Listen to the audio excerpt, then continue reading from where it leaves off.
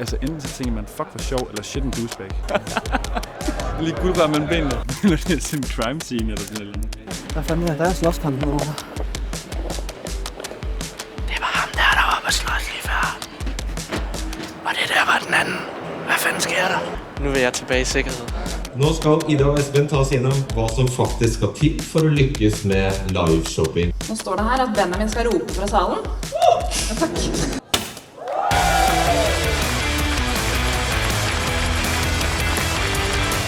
Vet du hva, jeg synes liveshopping er helt fantastisk. Ja. Jeg synes det var veldig bra.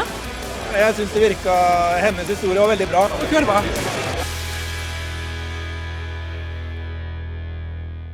Alright, vi skal lige om lidt afsted til Norge, Christian.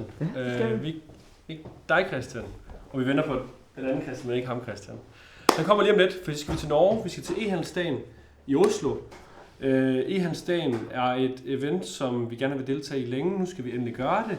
Vi har Ida og Esben, vores to gode kollegaer, han har sagt, vores gode kontaktpersoner hos Liggekassen, som er en af vores fuldstændig fænomenale succescases.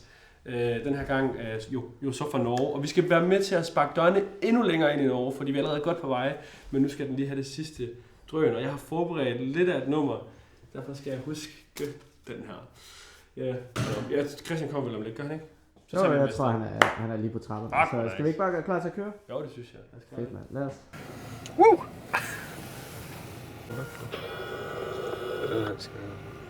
Sweet home, baby.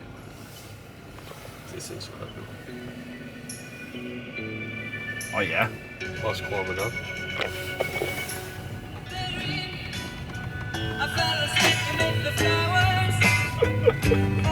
Kan du køre det lækkert? Jo.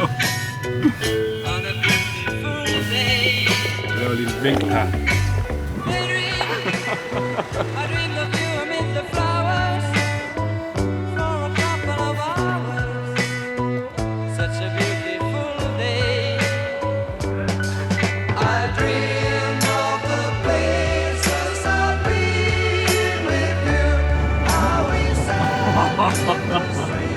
Du gider jo ikke flyve med mig. Kom nu her i stedet. Hej. Ses i Oslo. Ja. Hej Solborg!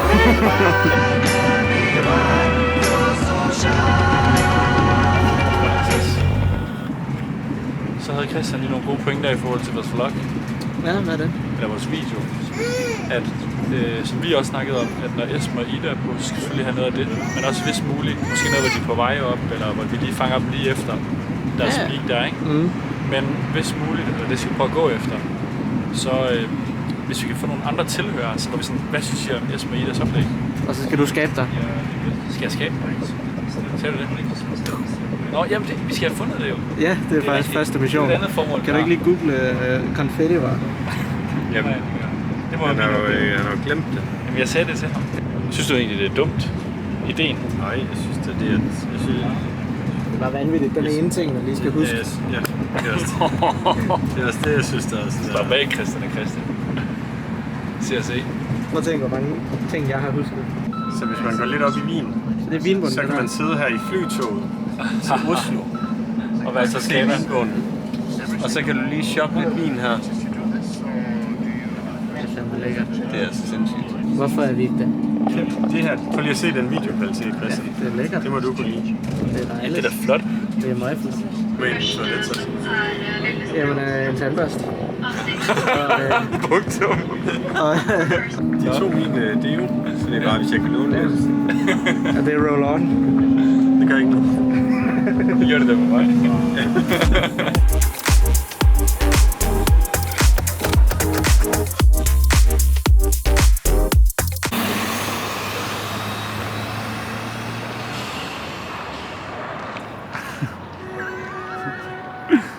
Hvorfor griner du? Var det dårligt filmet? Hvorfor? Hallo?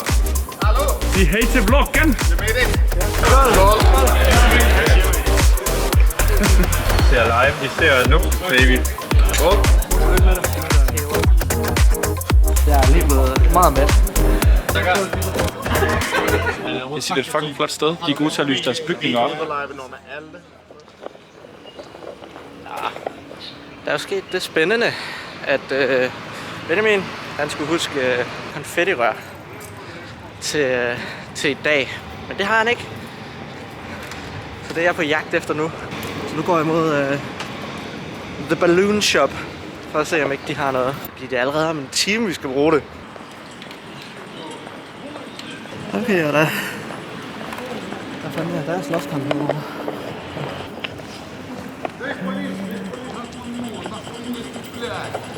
Politiet, de holder det der, men de gør ikke så meget.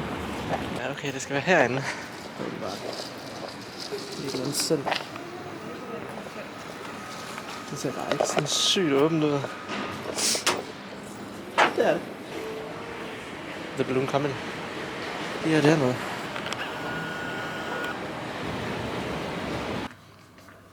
Det er som om jeg ikke lige kan se det.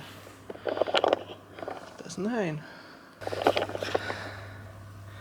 Konfettikanon. Så er det jo bare lige, hvad for en vi skal have. White Streamers, Gold Metallic, Silver Metallic. Så skal vi bare have sådan her. Ja. Ja, succes. Det var fandme ikke så svært. Så må man jo redde hinanden. Så har han fandme også gjort den her helt fedt ud. Sådan der. Det var ham der var oppe og slås lige før.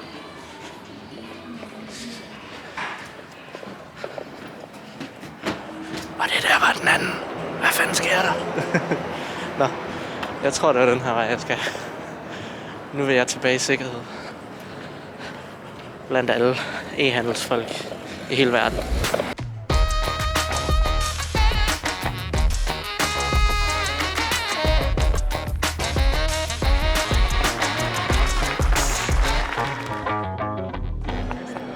Fik du fat i et konfettirør? Det kan jeg fandme tro. 80 cm guld, siger han. Også konfettirør. Det er jo lige om lidt det næste. Det er jo live Skal jeg shopping. snide det ind? Og skal jeg snide det ind, jo? Ej, er det for meget? Nej, nej, jeg er ikke med. Du skal gøre det siden af. Okay. Er det No her? witnesses. Synes det er her? Yes. Shit.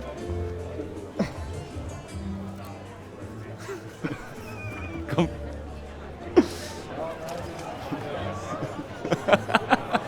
Lige guldrør mellem benene. Shit, jeg troede sgu, de har fyret den af der.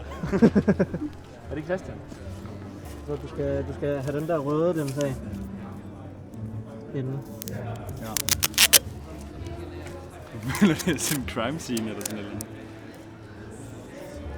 Ja. Og så den her. Og så... Ja. Men det var anden sidste slide eller sådan noget? Ja, sidste det er helt sidst. Det er fordi, der er en konkurrence i... vi laver en konkurrence i oplægget, hvor mange gange folk kan spotte Esben på skærmen. Okay, ja. Så når, for at lave et live-element i oplægget. Ja, så når de laver... når de siger, og vinderen er... Ja, så kører vi den. Okay, super. Så jeg tænker, at du måske står i en af siderne, så du både kan lave noget... Jeg står herovre et sted. Så det er måske meget fedt, hvis du kan fange vinderen i salen. Jeg tænker, vi har et blik, så vi er sikre på at få det på video, ikke? Ja, altså, jeg peger på dig, når vi begynder at nærme os. Okay, fint. Ja. Men det bliver godt nok nervepirrende. Det bliver godt nok nervepirrende. Fordi folk, altså enten så tænker man, fuck for sjov, eller shit en douchebag. Ja. Hvad havde du tænkt? Jeg havde tænkt, fuck for sjovt. Okay. Men jeg tror ikke, jeg minder om de fleste i det her lokale. Nej, det er også rigtigt. Hej. Er I klar? Goddag. Halløjs. Har du set dig? All good? Yes, hej Esben. Hvordan har du set dig? Er du klar til at komme på scenen? Absolut. Det levende live, ikke kamera. Nej, ikke sant? Det findes. Ja, præcis. Jeg får prøve. Det bliver så fint. Så bare det puste og være rolig. Det går kjempefint. Det er jo sådan en generalprøve til, du skal på live næste gang. Ja. Jeg tror man har noget vand og gør det. gå på do. Gør det. Ja, vi gør konfetti klar. Esben er jo vant til at stå foran kamera. Present. Men Ida er jo ikke. Men ja. Jamen altså, jeg er på det her. Altså, hun er jo markedschef, så det er hende, der planlægger det hele. Men vi har altså sådan spurgt, hvorfor hun ikke skulle være live engang imellem. Eller live-vært engang imellem. Men det vil hun ikke. Men det skal hun nu? Ja, men nu skal hun jo på scenen i hvert fald, så det er jo en eller anden form for generalprøve til, at hun skal på den rigtige skærm foran tusindvis af mennesker. Her er der jo kun hundredvis af mennesker. Er I klar? Ja, absolut. Det fungerer godt. Det er ikke noe vei tilbake. Begynner på. Ta med meg det jeg har lært av Benjamin. Ja. Du har rutineret det. Jo, jeg har gjort det en gang. Ja, sant det. Det er ingenting. Det er ingen mennesker her. Nei, det er jo Der plejer at være det. under 10% av det som det pleier å være. Så null stress. Slipper jeg den barnejakka di? Ja, og nå tok jeg ned håret for tidlig. Neida, det går bra. Ja da. Ser pro ut da. Ja. Jeg føler at jeg har på meg solbilder som holder på dette. Förlåt. Du har med telefonen da? Ok. Få med sånn det bare. Som når fodboldspillere lige inden de går ind til kampen. Ja. Står der og hopper litt og...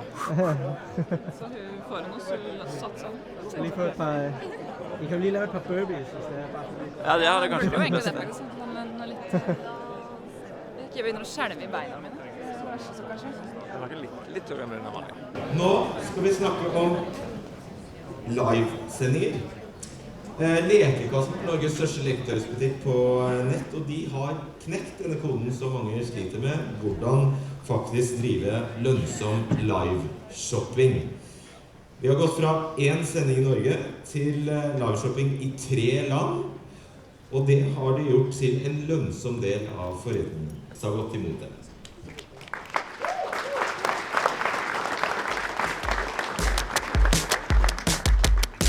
Så skriver du i kommentarfeltet. Og på hver kommentar så er du med trekninger om å vinne Ole Bo. Men da fikk vi med oss de erfarne liveshopping-ekspertene, vil jeg si. Spree og Let's Go Live. Og vi har aldri angret et sekund på det. Nå står det her at Benjamin skal rope fra salen. Ja, takk. Oppgaven som må følge ekstra liga.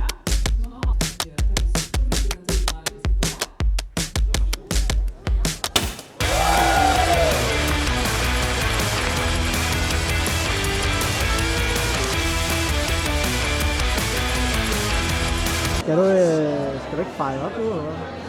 Jeg har sagt undskyld. Tak for godt oplæg. Det klarede I godt. Ja, det ble greit. Jeg husker det ikke. Jeg synes, der var mange, der tog telefonerne op og tog billedet. Ja, okay. Det er altid et godt tegn. Ja, det er bra. Du konfetti i håret. Har jeg? Kan jeg slappe? Er det væk? Det er det ikke. Ja. Nå, jeg svinede helt vildt. Det er din egen Det skyld. står en masse. Du fikk noe rett over deg da. Det var kun mig, det gik ud over. Er det væk? Nej, Jeg så det. Er det slet ikke væk? nej. Okay. Er der meget? For helvede. Det er sådan nogle små stykker. Oh my god. Det får du ikke ud, det der. Shit, Det er bare guldhår. Pis. Hvad er planen? Vi skal finde nogen at snakke med. Vi skal spørge dem om live. Og vi tager de 2, og det er jo fra i liggekassen. Det duer ikke. Det duer ikke.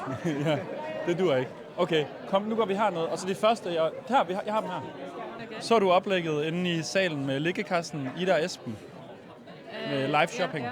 Hvad synes du om det? Jeg synes, det var bra. Ja. Ja. Og kunne du forestille dig på nogen måde, at I kunne bruge live-formatet til at uddanne jeres kunder, eller skabe relation, loyalitet?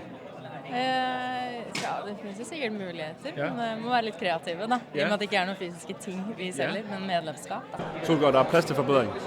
Ja. Der er plads til forbedring. Jeg synes, jeg kan ikke tage folk, der sidder ned. Hvorfor ikke? Det synes jeg er mærkeligt. Vi går lige derhen. Jeg synes det virket, hendes historie var veldig bra. Jeg har prøvd liveshopping tidligere med Spree. Med Spree? Okay. Og hvordan var deres resultater? Nei, vi synes det var artig, men det ble ikke de resultatene som de pratet om. Da. Nej. Men, Og tror du måske, at de manglede noget af jobben i forkanten? ja, som ja, de, ja. ja. Okay. Nettopp. Det var det vi hadde litt mer press play enn hope for the best. Ja. Ikke sant? Ja. Ja. Så I er klar på måske at prøve med en ny strategi nu, hvor man gør lidt mere i forkanten? Kanskje. Det var bedre, Solgaard. Det var en, der havde prøvet live med Spree. Sådan. Jo, jeg vet hva, jeg synes liveshopping er helt fantastisk. Ja.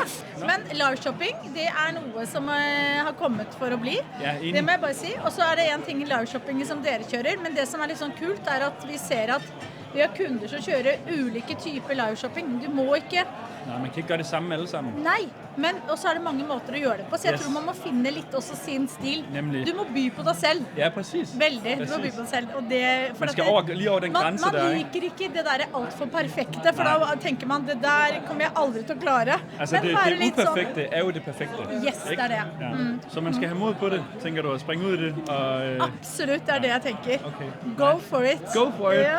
That must be it. Har du nogensinde selv set en live shopping? Nei, Nej. faktisk ikke. Okay, spændende. Ja. Okay. Så det var veldig interessant å Ja, det var godt at høre. Ja, Nyt perspektiv. ja, veldig. Spændende. Mm. Må jeg stille? Undskyld. Undskyld. Inde i salen så du oplægget med Ida og Esben fra Liggekassen Live Shopping. Ja. Hvad tænker du om det? Det var veldig kult. Ja. Har I prøvet det før? Nej, det tror jeg faktisk ikke. Men overvejer måske, om det kunne være noget, der kunne være værd at teste af? Ja, Ja. absolut. Spændende. Spændende. Nice. Tak for det. Helt Så kører det bare. Jamen, jeg kan tænke mærke, at jeg misser, altså sådan, hvor de er fra. Jeg kan ikke forstå virksomhedsnavnene. Så vi prøver lige på at gå i salen. Vi fanger den sidste. Jeg kan ikke herinde. Det kan jeg ikke. Hi gents, what can I do for you? This is the menu for today. Skal vi så ikke bare have en øl eller hvad? Sammen. 2 Frydenlund, men den 20 IPA. Alright. I would like to ask. Er det så mig, der skal give noget? Nej, jeg skal nok give. Har du selv? Nej. Sådan.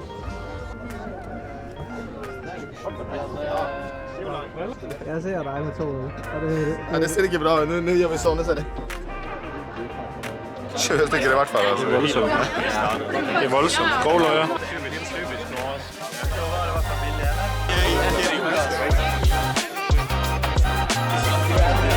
Det går fint. Det går overall fint. Jeg skal bli aktiv på LinkedIn. Det skal du også. That's live shopping. It's amazing. Altså, faktisk, det er Inception. Den skal jo helst være sådan, den må ikke være så gennemsigtig. Hvad har du fået? Jeg har fået Moscow Mule. Er det Moscow Mule, det der? Det er en Moscow Mule. Jeg har aldrig set den serveret sådan. Det har jeg heller ikke. Det er jo live-reminderen. Det er film, det der. Det var helt sikkert. Say hej. Hvor skal vi hen, Trugård? Den der. Nå. Og nogle der har vi ikke i Danmark, det er kun i Norge.